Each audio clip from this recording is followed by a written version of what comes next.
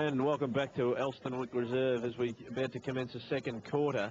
PNG leading 139 to Denmark 128, and PNG of course ranked #1 in this competition and Denmark ranked 5th. So this is a crucial game as far as the qualification matches and grand final go. Indeed it is, and we'll cross down to our boundary rider in a moment who's been listening to both coaches. Jens Hartlev into the centre or into the ruck for Denmark.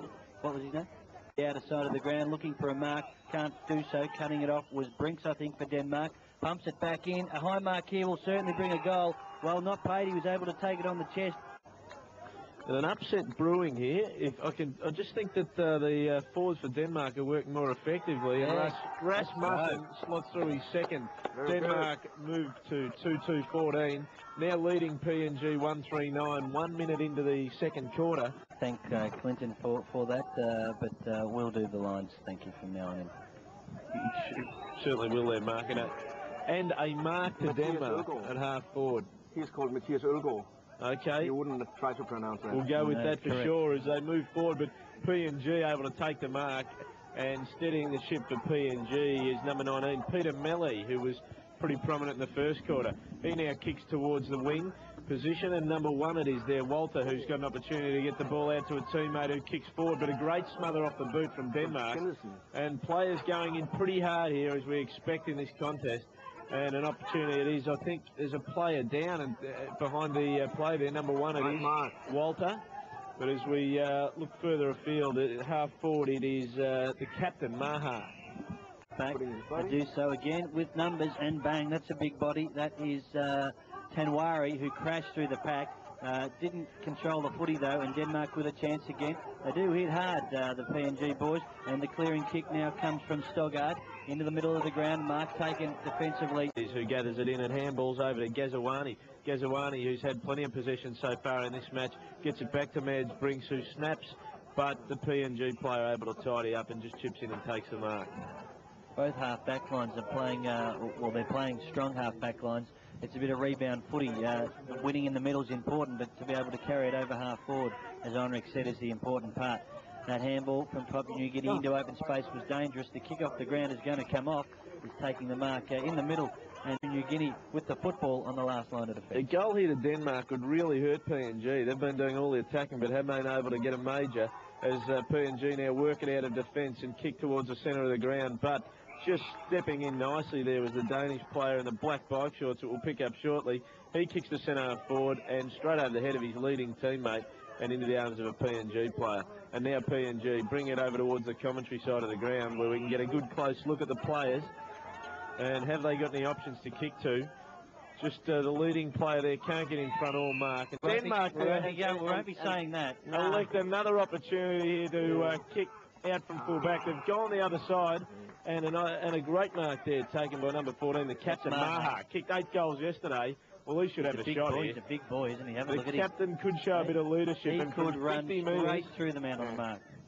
From 50 metres out, Maha elects to have a shot, and he struck it beautifully. And have a look at that, ladies and gentlemen.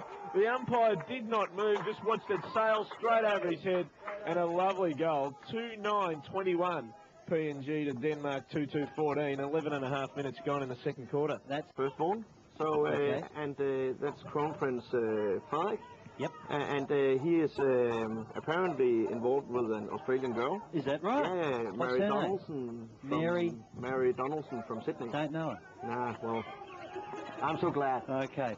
We don't have any royalty in this country, but there's a few queens about, that's for sure. Dave Matthews is calling international. PNG now on half forward and driving into attack.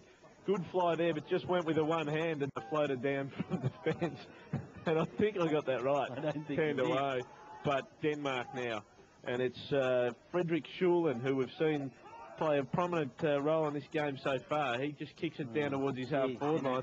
No mark to PNG. Yeah. Big opportunity for them too, it was, but just spilt there and now knocked out towards the boundary line again. It's not going to go out. PNG able to keep it in play, and now they've got a real chance as they've traded the loose man down on the wing, and he's seen a player wide. He's tried to switch play, but a lovely mark. And we've seen this a couple of times from Mondo. He just chips in and takes an excellent mark, and now he puts his side PNG into attack. He's looking to play on. The umpire has called play on too, but he kicks a left foot barrel, daisy cutting barrel, which you don't see too often, walking towards the 10-metre square, and PNG working furiously in there, seeing if they can into the second quarter. Cannot kick that. Logger moves in, and he strikes the ball nicely. And, Mark! And this will be an absolute pleasure as Bosco moves in and completes it. Well, that is a terrific effort, isn't it? Flew superbly, a la Sean Smith, the way he just rose above the pack and completed that mark. And he goes long. They must score here. They must get a goal. Well, having said that, let me say this, they won't, because of the defensive mark taken by Garver. They've been so strong across half-back.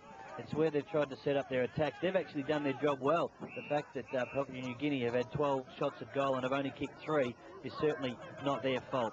So 17.5 minutes, probably not much longer left in the game. It's funny how go to Bosco. You just have to go to Bosco, wouldn't you? Some of these players lead almost backwards at right angles too, but they're only learning the game, and it's fantastic. It's what it's all about.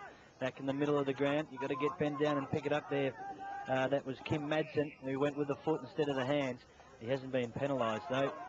Time running out for Denmark. Well, I think it's gone for Denmark to score. They need to just close it down. They can't allow PNG to get another score. They're in a good opportunity to, but the ball will come back because that boundary umpire, well, she saved the day. Called it out of bounds, and that's it with the siren sounding for half-time.